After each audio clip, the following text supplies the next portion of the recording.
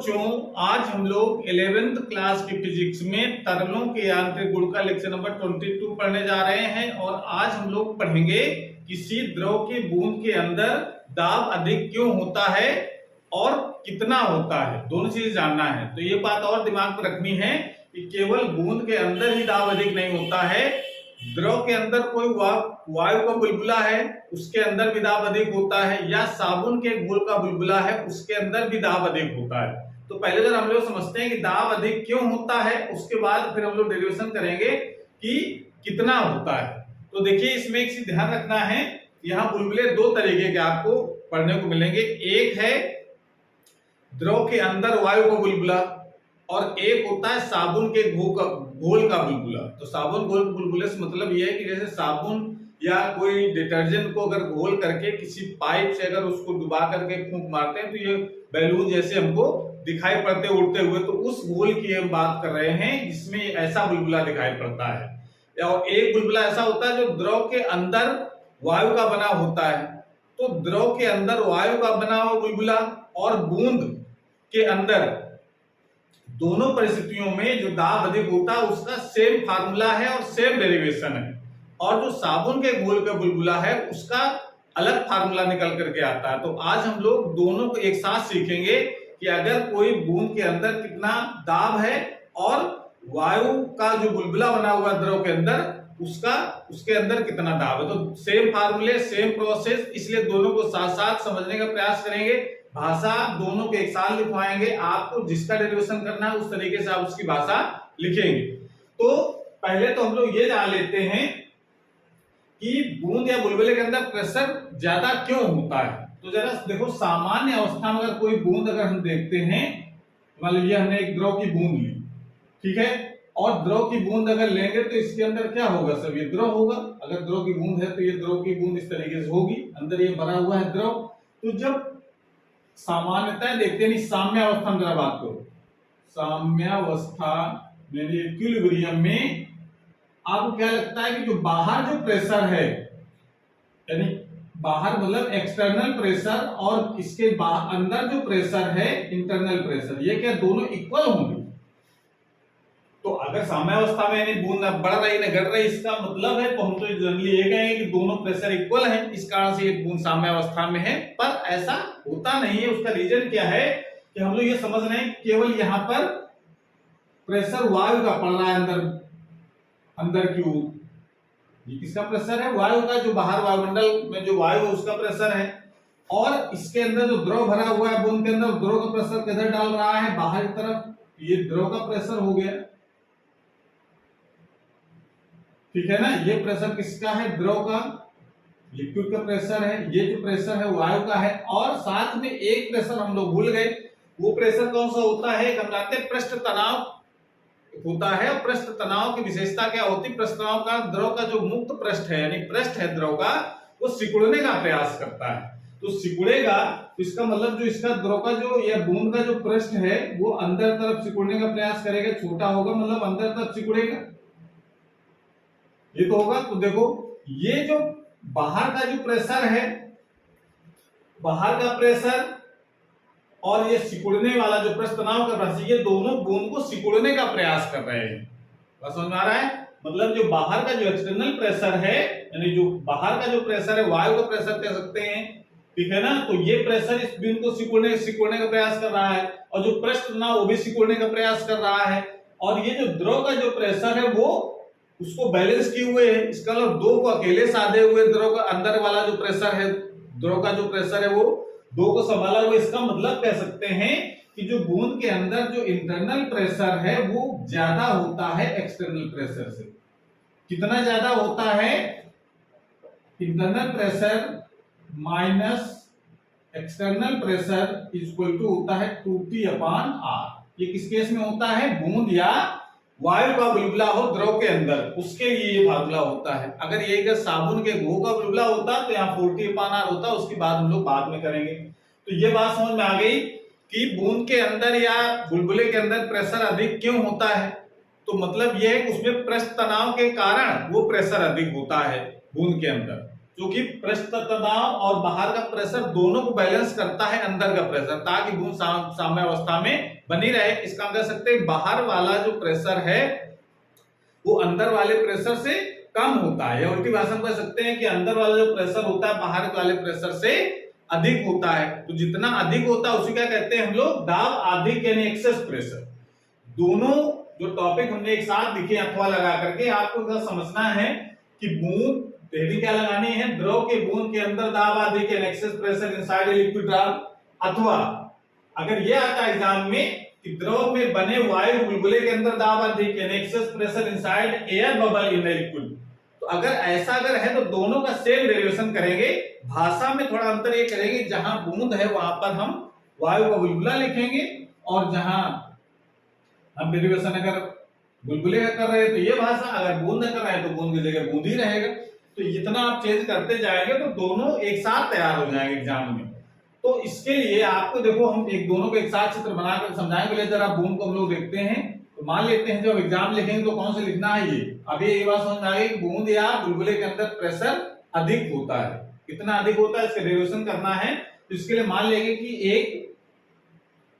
एक बूंद है द्रव की, ये द्रव की बूंद, ये क्या भरा हुआ है अंदर, द्रव, और ये इधर क्या है, वायु, ये तो होगा ना। और इसकी जो त्रिज्या है, इसकी त्रिज्या है वो कितनी मान लेते हैं हम लोग, r। और इसका जो द्रव का जो पृष्ठ तनाव है, जिस द्रव की बूंद बनी हुई है उसका पृष्ठ तनाव कितना है, t है, ये हमने मान लिया। अब जरा देखो इसके बाहर, अभी हम लोग देखा कि इसके बाहर अगर प्रेशर अगर p है, बाहर अगर प्रेशर अगर p है तो अंदर कितना होगा, ज्यादा होता है। तो कितना ज्यादा होगा वो हम लिख लेते हैं P प्लस डेल्टा P से, यानी डेल्टा P ज्यादा है। P तो बाहर है और P से थोड़ा ज्यादा, कितना ज्यादा, डेल्टा P। तो P बाहर, अंदर P प्लस डेल्टा P। जो डेल्टा P है यही एक्सेस प्रेशर है, ठीक है ना। और एक्सेस प्रेशर होने के कारण ये बूंद बाहर तरफ मान लेते थोड़ी सी बढ़ जाती है। तो जब बढ़ जाएगी तो मान लेते बूंद का जो आकार है, त्रिज्या बढ़ेगी तो उसका आकार भी बढ़ जाएगा। इस तरीके से उसका बूंद जो है बढ़ जाती है, और इसकी त्रिज्या कितनी हो जाती है बढ़ करके, यहां तक r प्लस डेल्टा r, ये इसकी त्रिज्या हो जाती है। बात समझ में आ गया। तो अगर बूंद की अगर बात कर रहे हैं तो ये चित्र आपको बनाना पड़ेगा वहां पर। बात क्लियर हो गई। तो उसकी भाषा हम लोग क्या लिखेंगे कि माना एक बूंद अथवा वायु का बुलबुला। देखो वायु बुलबुले की बात कर रहे हैं तो वायु बुलबुला का मतलब क्या है कि कोई द्रव है, कोई भी द्रव, और उसकी त्रिज्या हम कितनी मान लें, r। अब ये सब अंदर क्या भरी हुई है, वायु, और बाहर क्या है, सब ये द्रव है। अब होता ही नहीं, जब कोई द्रव होता है उसके अंदर वायु का बुलबुला हो जाता है। पानी कोई बह रहा है उसके अंदर पता चला वायु बुलबुला, आपको देखा होगा। इस तरीके से ये बाहर क्या है, ये द्रव। तो वायु बुलबुला इस पोजीशन में होगा ऐसे, इसकी त्रिज्या हमने r मान लिया, और द्रव का जो पृष्ठ तनाव वो t मान लिया।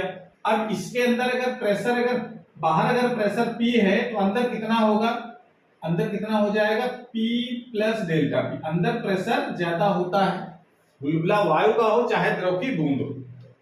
अब जो प्रेशर अगर ज्यादा है डेल्टा पी, तो इसका मतलब ये जो बुलबुला है ये बाहर तरफ फैलेगा। तो मान लेते हैं हम इतना फैल जाता है वो ऐसे, तो इसकी त्रिज्या भी बढ़ जाएगी। तो त्रिज्या कितनी मान लेते हैं बढ़ी हुई, तो मान लेते हैं r प्लस डेल्टा r। तो सेम सिचुएशन है, कोई अंतर नहीं है, भाषा आप सेम लिख सकते हैं। चाहे बूंद में एक्सेस प्रेशर निकालना हो, चाहे वायु के बुलबुले का एक्सेस प्रेशर निकालना हो, दोनों का सेम डेरिवेशन, सेम फार्मूला, बस चित्र में अंतर। अगर बूंद ये कर रहे हैं, ये क्या है, बूंद, और ये क्या है, वायु का बुलबुला। तो जो आप एग्जाम पूछा जाए उस हिसाब से आपको चित्र बनाना है और उसकी भाषा लिखनी है। हमने जो अथवा लगा करके लिखा है वो दोनों के लिए काम करेगा। लिखा है इसमें, माना द्रव की बूंद अथवा वायु के बुलबुले की त्रिज्या r तथा पृष्ठ तनाव t है। तो आप अथवा हटा देंगे, एक भाषा आप लिखेंगे, चाहे बूंद लिखो चाहे बुलबुला लिखो। जिसका डेरिवेशन कर रहे हैं। बूंद अथवा बुलबुले के बाहर का दाब P, अंदर का दाब कितना P प्लस डेल्टा P, वो हमने लिख लिया है। इस प्रकार बूंद अथवा बुलबुले के भीतर दाब अधिक डेल्टा P है। भाई बाहर P माना अंदर डेल्टा P ज्यादा लिखा है, इसका मतलब ज्यादा है डेल्टा P, यानी एक्सेस प्रेशर कितना है डेल्टा P, माना ये दाब अधिक डेल्टा P बूंद अथवा बुलबुले के पृष्ठ को बाहर तक धकेलता। तो बाहर धकेला तो हमने डॉटेड लाइन करके दिखाया है, हमने इतना धकेल करके बाहर कर दिया। ये माना है कि एक्सेस प्रेशर में कारण ये थोड़ा सा फैल जाता, बहुत थोड़ा, त्रिज्या के रिस्पेक्ट में बहुत कम, त्रिज्या तो बहुत ज्यादा है लेकिन जो फैलेगा तो बहुत ज्यादा नहीं फैलेगा, बहुत पॉइंट में फैलेगा। तो वो आर की वैल्यू, डेल्टा आर की वैल्यू बहुत कम होगी त्रिज्या यानी आर के सापेक्ष धकेलता है, जिससे बूंद अथवा बुलबुले की त्रिज्या बढ़कर के आर प्लस डेल्टा आर हो जाती है। ये बात आपको दोनों के लिए, दोनों में से किसी एक के लिए लिख लेनी है। उसके बाद जब इसने ढकेला है बाहर की तरफ दाब P से, डेल्टा P से, तो कितना कार्य करना पड़ा। तो आप कौन कार्य कर रहा है, दाब अधिक डेल्टा P के कारण उत्पन्न बल द्वारा किया गया कार्य। भाई दाब अगर लग रहा है जिसका बल लग रहा है, तो बल लग रहा है तो कितना कार्य किया गया इस दाब अधिक के द्वारा।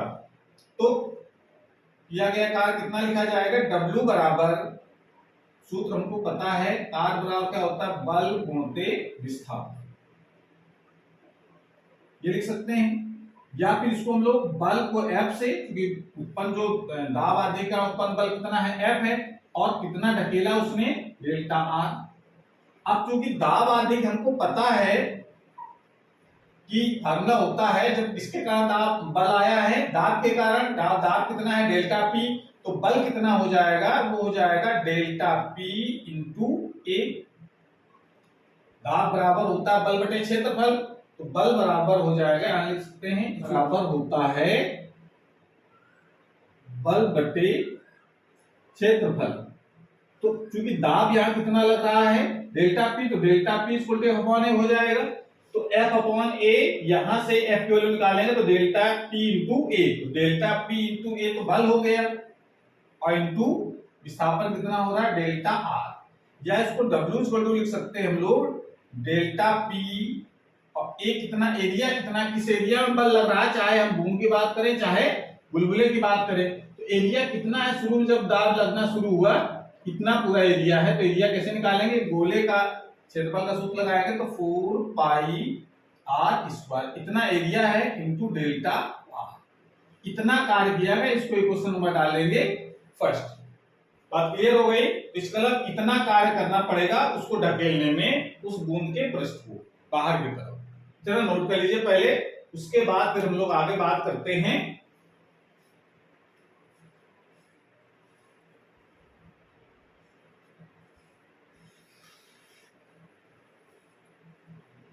इसके समीकरण पे ऊपर लिख लेते हैं। तो लिखा W इक्वल टू लिखा है delta P into 4 pi R square into delta R, ये समीकरण नंबर 1 था।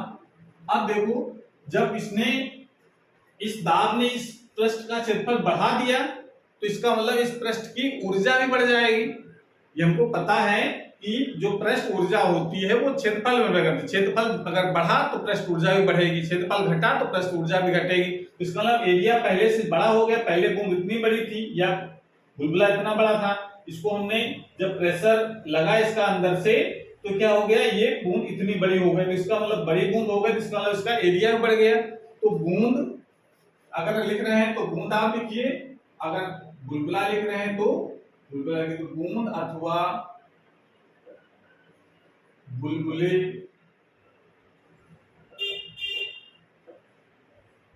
का पृष्ठ क्षेत्रफल, पृष्ठ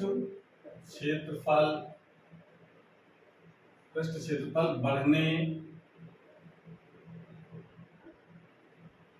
बढ़ने के कारण पृष्ठ ऊर्जा में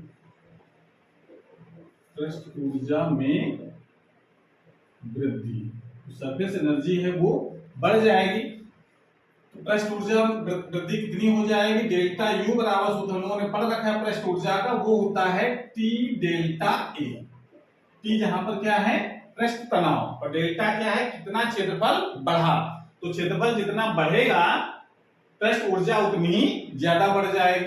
तो आप इस तरीके से इसकी भाषा लिख सकते हैं कि बूंद अथवा बुलबुला, अगर बूंद की बात करें तो बूंद लिखो, बुलबुले की बात करें बुलबुला लिखो, का पृष्ठ क्षेत्रफल बढ़ने के कारण पृष्ठ ऊर्जा में वृद्धि। कितना फार्मूला हो जाएगा, टी डेल्टा ए। यहां से आपको डेल्टा यू का मान निकालना है, तो कितना हो जाएगा, टी डेल्टा ए कितना बढ़ेगा, यानी पहले कितना था बाद में कितना हो गया है, तो मान लेते बाद में कितना हो गया, a2 माइनस a1, तभी तो डेल्टा ए निकल पाएगा। क्षेत्रफल कितना बढ़ा, तो डेल्टा यू बराबर टी, और ये बाद में कितना हो गया, a2 मतलब जो जिसकी त्रिज्या r प्लस डेल्टा r है, तो इसका एरिया कितना हो जाएगा, 4 पाई r प्लस डेल्टा r का होल स्क्वायर, ये हो जाएगा माइनस, ये तो हो गया a2 का एरिया 4 पाई r स्क्वायर, r कितना r प्लस डेल्टा r, और इसका हो जाएगा 4 पाई r स्क्वायर।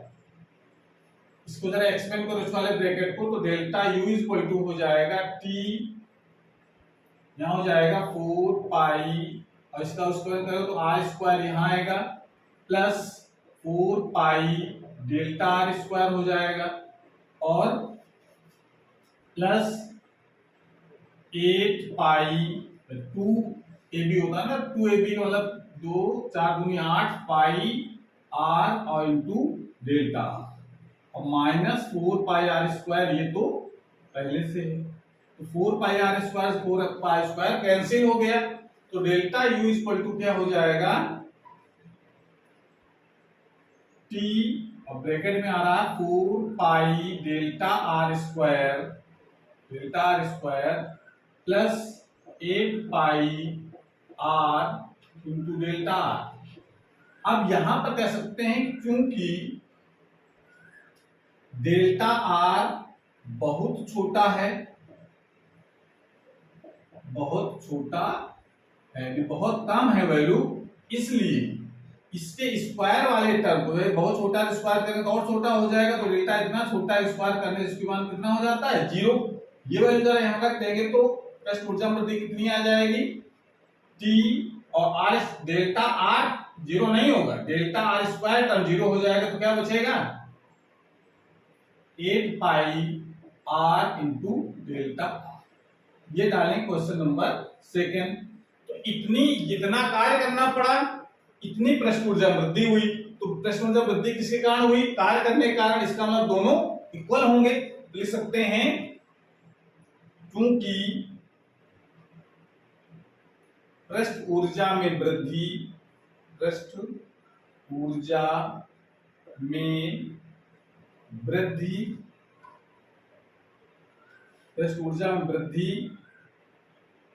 दाब आधिक्य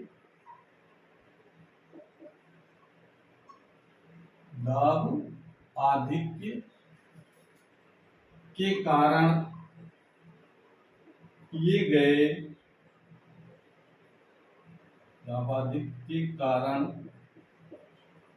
गए कार्य के कारण होती है।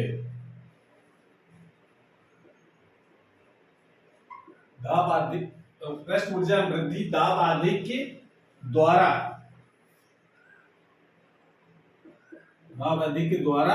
किए गए कार्य के कारण होती है, इसलिए W का जो मान है वो किसके बराबर हो जाएगा, डेल्टा। ये बात समझ में आ गई, मतलब जो पृष्ठ ऊर्जा वृद्धि के कारण पृष्ठ जो दाब अधिकता उसके कारण जो कार्य किया गया, कार्य कितना किया गया है, W बराबर डेल्टा P 4 पाई r स्क्वायर डेल्टा r। ये कार्य के कारण ही ऊर्जा वृद्धि हुई, तो इसका मतलब दोनों क्या होंगे, इक्वल होंगे, तो अगले टर्म पर हम इक्वल कर देंगे इसको। तो अभी इसको नोट कर लीजिए इतना,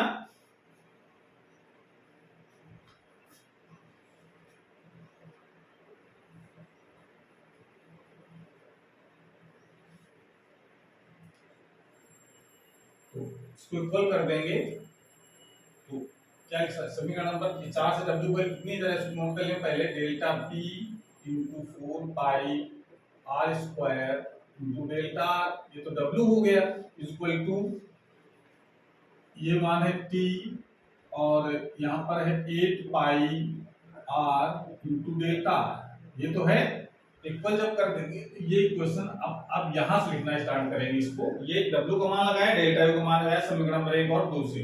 तो जरा देखो क्या इसमें बच रहा है, 4 पाई से 8 पाई कटेगा, यहाँ कितना बचेगा 2। इस डेल्टा r से ये डेल्टा r कट जाएगा, इसकी घात से ये r कट जाएगा, तो क्या बचा डेल्टा p का मान कितना आ गया, डेल्टा p का मान आ गया 2 यहाँ बचा है तो 2 यहाँ लिख दीजिए, तो 2t अपान यहां से r बचाएगा तो 2t अपान r। ये एक्सेस प्रेशर निकल करके आता है बूंद के अंदर या फिर वायु बुलबुला द्रव के अंदर बना हुआ है तब, ठीक है ना। ये फार्मूला साबुन के घोल का नहीं, साबुन के घोल के बुलबुले का ये फार्मूला नहीं होता, वो होता है 40 अपान r, वो हम लोग बाद में निकालेंगे। तो इस तरीके से हम इसको समझ सकते हैं। तो इससे देखिए चीज और निष्कर्ष निकलता है कि अगर कोई भी पृष्ठ है, कोई भी द्रव का पृष्ठ, उसमें अगर एक ही पृष्ठ है, जैसे इसमें द्रव का पृष्ठ एक ही था बाहर तरफ, ठीक है ना, अंदर तो द्रव था तो पृष्ठ तो एक ही हुआ। इसमें जरा देखो, इसमें भी द्रव का पृष्ठ एक ही है और अंदर वायु भरी हुई है, बाहर द्रव है, तो इसका पृष्ठ तो एक ही हुआ, बाहर तरफ द्रव अंदर वायु, तो पृष्ठ तो एक ही हुआ द्रव का, ठीक है ना। तो इस तरीके जहां पृष्ठ एक ही होता है वहां पर यह फार्मूला लागू होता है। और बुलबुले वाले में जो साबुन के घोल, उसमें 2 पृष्ठ होते हैं, अंदर भी और बाहर भी, क्योंकि अंदर भी वायु बाहर भी वायु, तो 2 पृष्ठ हो जाएंगे। तो उसका अलग कॉन्सेप्ट है, थोड़ा सा अंतर है। क्या अंतर है ये हम लोग जब पढ़ेंगे तब उसको जानेंगे।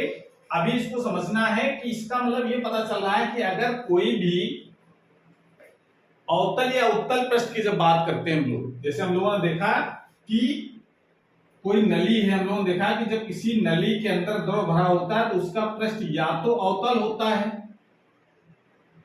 और या तो फिर उत्तल होता है।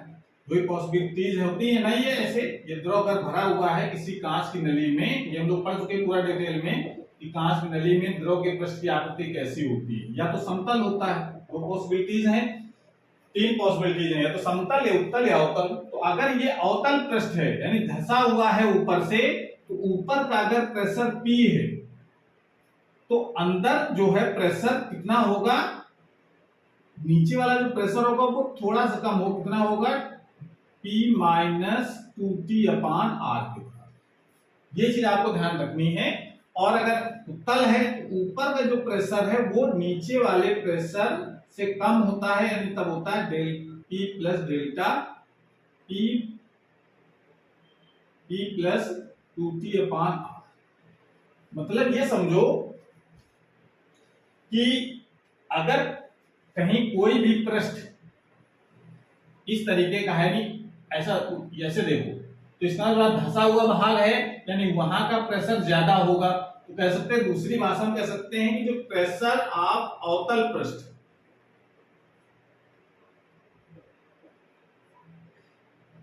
माइनस प्रेशर ऑफ उत्तल पृष्ठ is equal to 2T upon R। ये बात आपको ध्यान रखनी है ताकि हमको जो केशकत्व जब पढ़ रहे हैं तो ये बात समझ में आ जाए कि 2T अपान R हमने कैसे वहां पर लिखा है। मतलब कहीं पर भी जब भी उत्तल पृष्ठ होगा, उत्तल पृष्ठ होगा, वहां का प्रेशर क्या होगा, कम होगा, और जहां धंसा हुआ पृष्ठ होगा वहां का प्रेशर ज्यादा होगा। देखो यहाँ ऊपर धंसा है, इसका मतलब यहाँ प्रेशर ज्यादा है, और यहाँ कम है, कितना कम है 2T माइनस R। यहाँ नीचे से अगर देखोगे तो नीचे अवतल ऊपर उत्तल, तो इसका मतलब नीचे वाला प्रेशर ज्यादा ऊपर का कम, तो नीचे P plus 2T upon R लिखा, कितना ज्यादा है 2T अपान R, ऊपर P है नीचे P plus 2T upon R है। तो ये आपको समझना है कि कोई भी पृष्ठ अगर है, अगर उसमें केवल एक ही अगर पृष्ठ है तो उसमें अंतर कितना होता है 2T अपान R का, और किस तरफ ज्यादा होता है, अवतल पृष्ठ की तरफ प्रेशर ज्यादा होगा, उत्तल पृष्ठ की तरफ प्रेशर कम होगा। उन दोनों का डिफरेंस निकालेंगे तो कितना आ जाएगा 2T अपान R के बराबर। इतनी बात आपको इसमें समझना है। और अगला टॉपिक हम लोग रहेगा कि अगर कोई साबुन के घोल का बुलबुला है तो उसमें एक्सेस प्रेशर कितना होता है। ठीक है, और दूसरी बात इसमें एक चीज और थोड़ा सा समझ लेना है, अगर ये कहीं ग्राफ अगर बनवाता है, कभी एग्जाम में मान लो ग्राफ अगर आ जाए कि एक्सेस प्रेशर और रेडियस के बीच ग्राफ कैसा खींचेगा, उसके लिए आपको समझना है कि अगर मान लेते इस तरफ अगर हम आर रखें, इस तरफ रखें डेल्टा पी, तो इसका देखो क्या है, इसमें आर जैसे जैसे बढ़ेगा प्रेशर का मान क्या होगा, कम होगा। तो इसका मतलब इसका जो ग्राफ होगा वो इस तरीके का होगा, ऐसे घटता होगा। और अगर ये ग्राफ अगर हमको खींचना हो पृष्ठ तनाव और एक्सेस प्रेशर के बीच में, यानी डेल्टा पी इधर और इधर क्या हो पी, पृष्ठ तनाव, तो देखिए पृष्ठ तनाव बढ़ने से प्रेशर भी बढ़ेगा और किस अनुपात में बढ़ता है, समानुपात में। तो इसका मतलब एकदम स्ट्रेट लाइन, पृष्ठ तनाव 0 तो एक्सेस प्रेशर भी 0 होगा। तो ये चीज आप समझ सकते हैं कि अगर ग्राफ अगर प्लॉट करवाता है एक्सेस प्रेशर और त्रिज्या के बीच में, तो आपको इस तरीके से खींचना है, एक्सेस प्रेशर और पृष्ठ तनाव के बीच का खींचना, तो आपको स्ट्रेट लाइन खींचना, समानुपाती। इसका मतलब क्या दिखा रहा है ये, कि जो डेल्टा पी है वो डायरेक्टली प्रोपोर्शनल है पी की, और ये ग्राफ क्या दिखाता है, delta P is inversely proportional है आर की। ये चीज आपको समझनी है ग्राफ में। बात क्लियर हो गई? तो आज क्लास में समाप्त करते हैं, अगली क्लास में हम नए टॉपिक के साथ आएंगे। तब तक पढ़ाई करते रहिए। All the very best.